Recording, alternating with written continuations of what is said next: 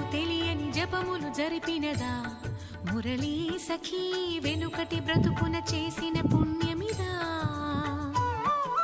తనువును నిలువున తొలిచిన గాయములే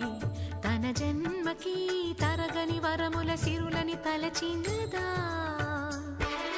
కృష్ణ